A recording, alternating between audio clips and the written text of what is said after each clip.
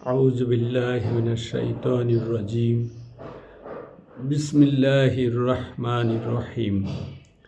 হযরত আব্দুল্লাহ ইবনে Yazid রাদিয়াল্লাহু আনহু থেকে বর্ণিত, তিনি রাসূলুল্লাহ সাল্লাল্লাহু আলাইহি সাল্লামকে মসজিদে এক পায়ের উপর আরেক পা রেখে চিত হয়ে শুয়ে থাকতে দেখেছেন। বুখারী ও মুসলিম।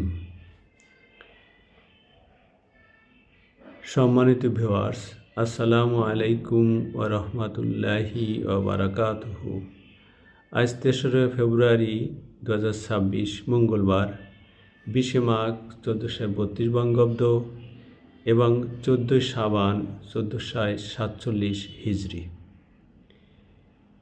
আমি রিয়াদুস সালিহিনের দ্বিতীয় খণ্ড থেকে ৮২১ নম্বর হাদিসটি আপনাদের সামনে পাঠ করলাম।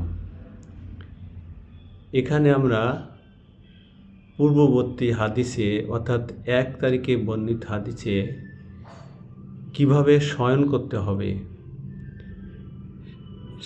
এবং আল্লাহ কিভাবে শয়ন করাকে অপছন্দ করেন সেটা উল্লেখ করা হয়েছে।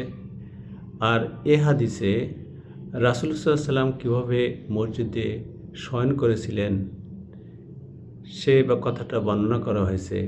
অর্থাৎ আমরা যেন এভাবে শয়ন করতে পারি এবং হাদিসকে অনুসরণ করতে পারি। আল্লাহ তাআলা আমাদেরকে সেই তৌফিক দান করুন, আমিন।